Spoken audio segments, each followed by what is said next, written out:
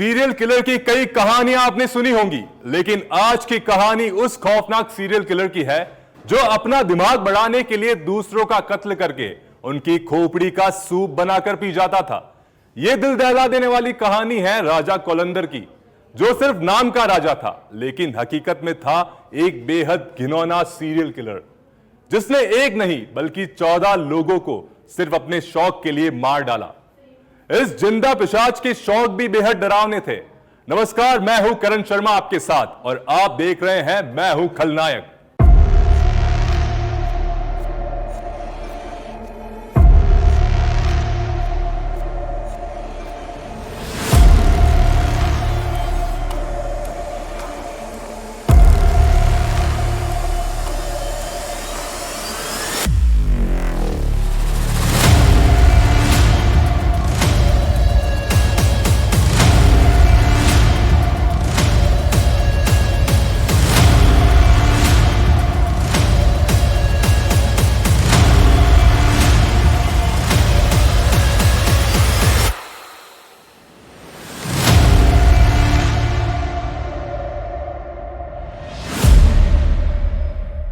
राम निरंजन उर्फ राजा कोलंदर ना सिर्फ लोगों का कत्ल करता, बल्कि उनके शरीर के टुकड़ों को काटकर अलग अलग जगहों पर फेंक देता था या फिर अपने फार्म हाउस में दफना देता।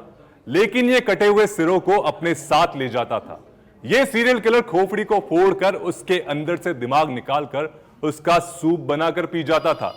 चलिए आपको बताते हैं 14 नरमुंड इकट्ठा करने वाले इस हैवान की पूरी कहानी।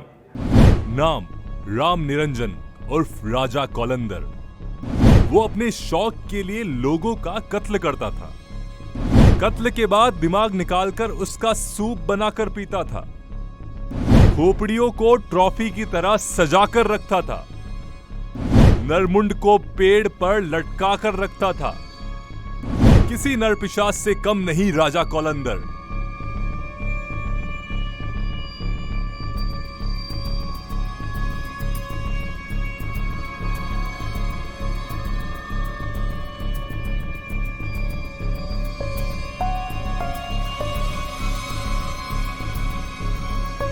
साल 2001 में इलाहाबाद में एक दैनिक अखबार आता था जिसका नाम था आज न्यूज़पेपर। इस न्यूज़पेपर में एक पत्रकार हुआ करते थे जिनका नाम था धीरेंद्र सिंह। 17 दिसंबर 2001 की रात को धीरेंद्र को एक कॉल आता है और कॉल आने के बाद वो कहीं चला जाता है। उसके पीछे उसके घर वाले धीरेंद्र के घर आने का इंतजार करते रहते हैं। रात ज्यादा हो जाती है लेकिन फिर भी धीरेंद्र घर नहीं पहुंचता। घर वाले धीरेंद्र को कॉल करते हैं लेकिन धीरेंद्र का फोन स्विच ऑफ आता है। अब धीरे धीरे धीरेंद्र के घर वालों को उसकी चिंता होने लगती है। इसी बीच वो लोग धीरेंद्र के दफ्तर में कॉल लगाते हैं कि अभी तक वो आए क्यों नहीं, लेकिन ऑफिस से भी उन्हें कोई संतोषजनक जवाब नहीं मिल पाता। फिर धीरेंद्र के दोस्तों को कॉल लगाया जाता है लेकिन वहां से भी उन्हें धीरेंद्र के बारे में कुछ पता नहीं चल पाता। घर वालों को लगता है कि किसी ऑपरेशन के लिए शहर से बाहर चले गए होंगे, इसलिए अगले दिन तक लौट जाएंगे, लेकिन ऐसा नहीं होता है। करीब 48 घंटे बीत जाते हैं लेकिन धीरेंद्र सिंह घर नहीं लौटते हैं। घर वाले परेशान होकर अब पुलिस के पास जाते हैं। पुलिस स्टेशन में धीरेंद्र सिंह की गुमशुदगी की रिपोर्ट दर्ज की जाती है। धीरेंद्र अपने शहर के जाने माने पत्रकार थे, इसलिए पुलिस पर भी उन्हें ढूंढने का प्रेशर होता है। धीरेंद्र के गुमशुदा होने की खबर अब अखबार में छप चुकी थी। उस क्षेत्र में पिछले कुछ सालों में तकरीबन 15 से 20 लोग गुमशुदा हो चुके थे, लेकिन पुलिस ने उन लोगों पर ज्यादा ध्यान नहीं दिया क्योंकि उन लोगों का नाम इतना बड़ा नहीं था और इस वजह से उनके केस फाइलों में बंद होकर रह गए। लेकिन धीरेंद्र सिंह को ढूंढना अब पुलिस के लिए जरूरी हो गया था। पुलिस जांच पड़ताल करती है। पुलिस ने कई लोगों से पूछताछ भी की लेकिन उनके हाथ कुछ नहीं लगा। घर वालों और दोस्तों से भी पूछा गया कि कहीं धीरेंद्र की किसी से दुश्मनी तो नहीं थी, उन्हें कोई धमकी तो नहीं दी गई, लेकिन पुलिस के हाथ खाली के खाली रह गए। इन सभी कार्यवाही में 2 से 3 दिन निकल जाते हैं। इसके बाद पुलिस द्वारा फोन कॉल की जानकारी निकाली जाती है। पुलिस धीरेंद्र की कॉल डिटेल्स खंगालती है और उसी के चलते पुलिस को एक नंबर पर शक होता है। ये नंबर किसी लैंडलाइन टेलीफोन का नंबर था। धीरेंद्र द्वारा उस नंबर पर कॉल किया जाता है और उस लैंडलाइन से वापस धीरेंद्र को भी कॉल किया जाता है और इसके बाद ही धीरेंद्र का मोबाइल स्विच ऑफ हो जाता है। ये लैंडलाइन नंबर इलाहाबाद के पास ही के एक गांव नैनी का होता है। पुलिस उस ठिकाने पर पहुंचती है जहां से धीरेंद्र को कॉल किया गया था। ये घर फूलन देवी का था जहां से धीरेंद्र को कॉल किया गया था। फूलन देवी नैनी के पंचायत समिति की सदस्य थी। पुलिस फूलन देवी के घर जाकर पूछताछ करती है धीरेंद्र सिंह के बारे में। फूलन देवी पुलिस को जवाब देती है कि उसे इस बारे में कोई जानकारी नहीं है, लेकिन फूलन देवी का जो पति था जिसका नाम था राम निरंजन, वो पुलिस को बताता है कि हाँ, वो धीरेंद्र सिंह को जानता है। वो एक पत्रकार है और मेरे मित्र हैं। मेरी पत्नी चुनाव लड़ती है। इस संदर्भ में मेरी बात धीरेंद्र से होती रहती है। मेरी आखिरी बात धीरेंद्र से 3-4 दिन पहले हुई थी। उसके बाद उनसे कोई बात नहीं हुई और कभी कभी वो मुझे कॉल कर लिया करते थे। पुलिस को इस तफ्तीश में भी कोई खास जानकारी हाथ नहीं लग पाती और पुलिस बेरंग लौट आती है। पुलिस अपने दूसरे सूत्रों से भी जानकारी प्राप्त करने की कोशिश करती है, लेकिन पुलिस को उसमें कुछ खास हाथ नहीं लग पाता। पुलिस पर प्रेशर बढ़ने लगता है। पत्रकारों की ओर से भी पुलिस को टारगेट किया जाने लगता है। अब पुलिस ने सोचा कि एक बार फिर से सारे पहलुओं को दोबारा चेक किया जाए। इस संदर्भ में पुलिस ने अब धीरेंद्र के साथ जो लोग पिछले कुछ वक्त में गायब हुए थे, उनके बारे में भी जानकारी निकालना शुरू कर दिया। जब पुलिस ने उन गायब लोगों के बारे में पता करना शुरू किया, तब उनके सामने कुछ नाम हाईलाइट हुए। उनमें से पहला था कालीचरण, जो एक गार्ड की नौकरी करता था। एक अशोक और संतोष, जो दोनों ड्राइवर और क्लीनर थे। एक आदमी और था जिसका नाम था मोइन। मोइन के बारे में कहा जाता था कि वो सम्मोहन विद्या जानता है। इन चारों का आपस में कोई कनेक्शन नहीं था और ना ही ये धीरेंद्र से कोई ताल्लुक रखते थे। लेकिन इन चारों के बारे में पुलिस को एक चीज जो पता चली थी, वो ये थी कि ये चारों बहुत ही ज़हीन दिमाग के थे। इन लोगों की बुद्धि बहुत तेज थी। मैं हूं खलनायक में वक्त हो चला है छोटे से ब्रेक का। मिलते हैं ब्रेक के बाद।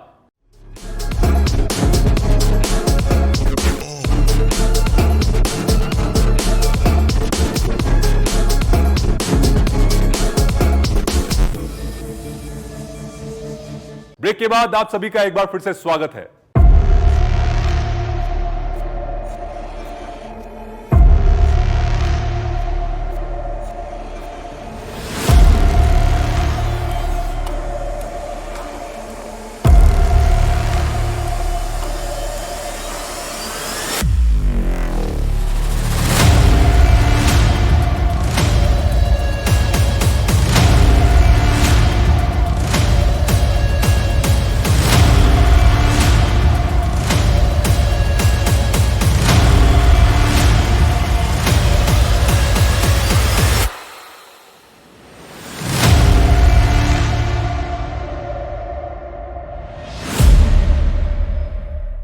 पुलिस अंधेरे में तीर मारती रही, लेकिन उन्हें कोई जानकारी नहीं मिली।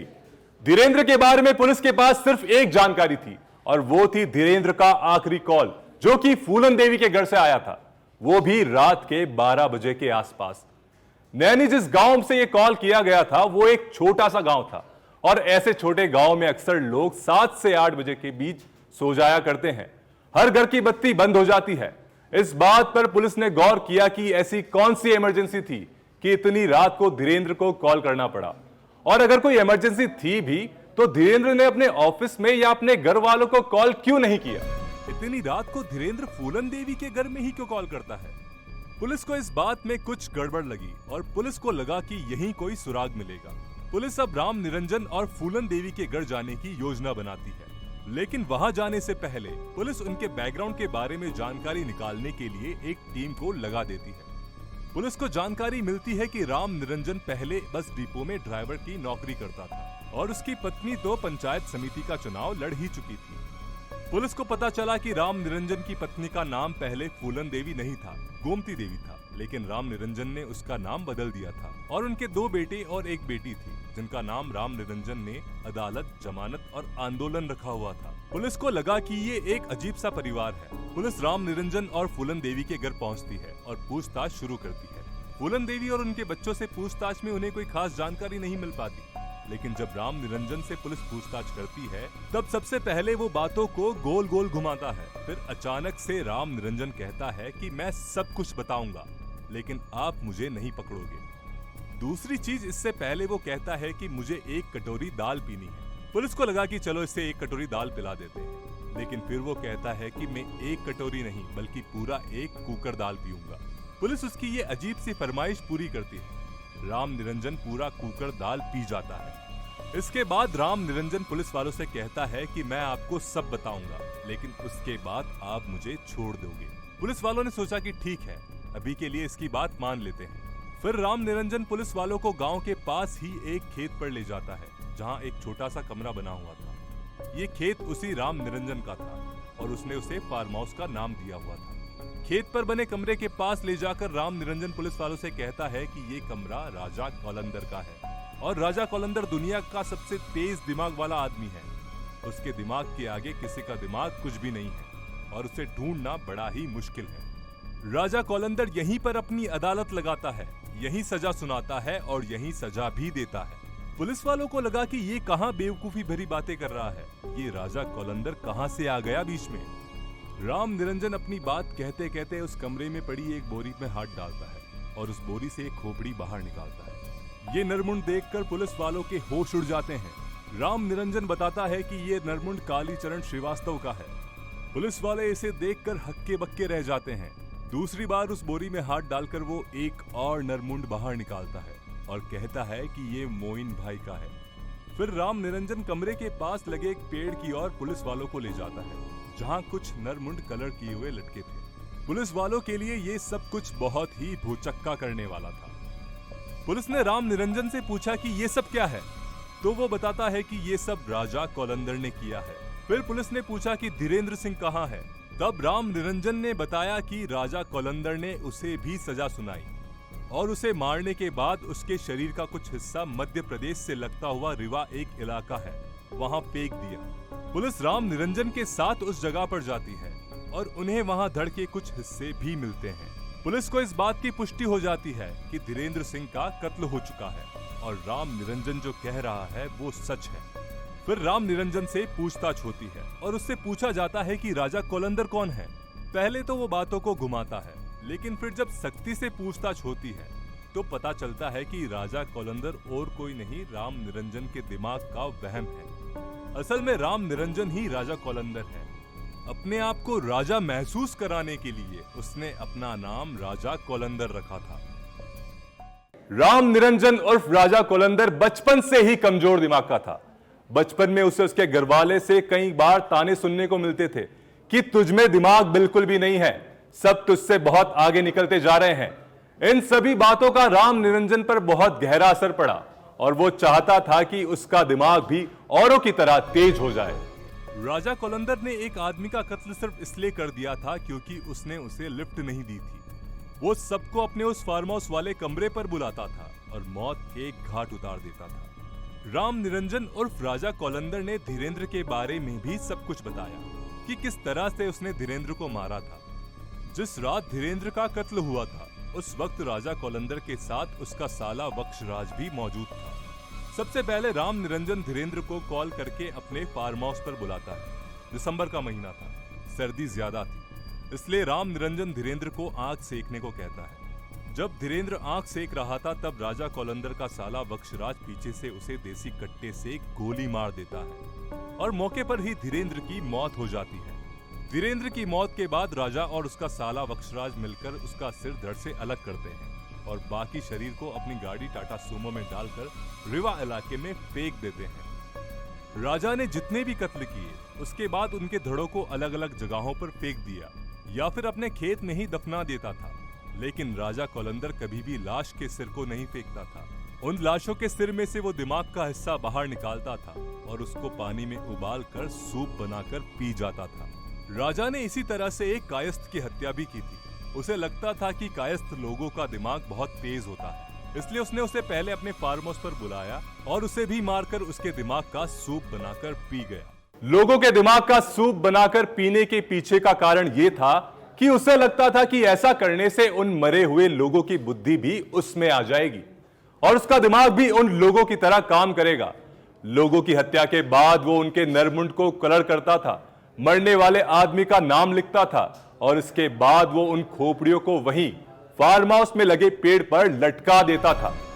जब ये सारा खुलासा हुआ तब पुलिस के पैरों के तले से जमीन खिसक गई और जब राजा कौलंदर के घर की तलाशी ली गई तो उसके घर में एक डायरी मिली इस डायरी के 14 पन्ने भरे हुए थे और आगे के खाली थे। उस डायरी के पन्नों पर लोगों का नाम, उनकी जाति और आगे एक क्रॉस का निशान बनाया हुआ था। उस डायरी में 14 नाम थे और सभी के नामों के आगे क्रॉस का निशान बनाया हुआ था। उस डायरी में जो पहला नाम था वो कालीचरण श्रीवास्तव का था और जो आखिरी नाम था वो पत्रकार धीरेन्द्र सिंह का था। पुलिस से पूछताछ में राम निरंजन उर्फ राजा कोलंदर ने बताया कि उसने करीब 30 लोगों को मारा है और ये सब कत्ल उसने 1992 से 2000 के बीच में किए थे और साल 2001 में उसने धीरेन्द्र सिंह को मारा था। धीरेन्द्र सिंह को मारने की वजह बाकी 13 लोगों से अलग थी। राजा कोलंदर को धीरेन्द्र पर शक था कि ये उसकी हत्याओं का भंडाफोड़ कर देगा, उसके बारे में अखबार में खबर छाप देगा। इसलिए राम निरंजन उर्फ राजा कोलंदर ने उसे प्लानिंग करके अपने फार्म हाउस पर बुलाया और मौत की नींद सुला दी। बाकी 13 लोगों को मारने की वजह उसके लिए सिर्फ इतनी थी कि उन लोगों का दिमाग तेज था। सभी गुमशुदा लोगों को राजा कोलंदर ने ही मारा था। अशोक, संतोष और मोइन को भी मारने की वजह यही थी और राजा कोलंदर को लगा कि उसे मारकर उसके दिमाग का सूप पीने से उसे भी सम्मोहन विद्या प्राप्त हो जाएगी। राजा कोलंदर को गिरफ्तार करने के बाद वो बहकी बहकी बातें करने लगा। वो अपने ऊपर लगे सारे इल्जामों को झूठा बताने लगा। पुलिस द्वारा राजा कोलंदर को गिरफ्तार करने के बाद उस पर मुकदमा चलाया गया। 2001 में ही चार्जशीट दाखिल की गई और करीब 11 साल मुकदमा चलने के बाद अदालत ने राजा कोलंदर और उसके साले वक्ष राज को उम्र कैद की सजा सुनाई। इतने आदमखोर तरीके से कत्ल करने के बाद भी उसे उम्र कैद की ही सजा मिलती है। राजा कोलंदर ने अपने बयान में बताया कि वो उन लाशों की खोपड़ियों को इसलिए संभाल कर रखता था क्योंकि ये उसके लिए ट्रॉफी जैसी थी। नरमुंड बनाने वाला ये जिंदा पिशाच अब उन्नाव जेल में बंद है। कहते हैं कि वो जेल में रामायण और गीता का पाठ करता है और अपना ध्यान हर वक्त पूजा पाठ में लगाए रखता है। सीरियल किलिंग की इस तरह की वारदात बहुत ही बेबुनियाद लगती है क्योंकि इन सभी हत्याओं के पीछे कोई वजह नहीं थी। ये सिर्फ राजा कोलंदर के दिमाग का फितूर था जिसकी भरपाई निर्दोष लोगों ने अपनी जान चुका कर की। राम निरंजन उर्फ राजा कोलंदर को लगता था कि लोगों को मारकर उनके दिमाग का सूप बनाकर पीने से उसका दिमाग तेज हो जाएगा और वो सचमुच का राजा बन जाएगा। मरे हुए लोगों की खोपड़ियों को वो ट्रॉफी की तरह सजा कर रखता था। राजा कोलंदर चाहता था कि वो सबसे बुद्धिमान बने, लोग उसकी बुद्धि के कायल हो और उसके इस फितूर ने लोगों की जान ले ली। मैं हूं खलनायक में आज के लिए सिर्फ इतना ही। जय हिंद।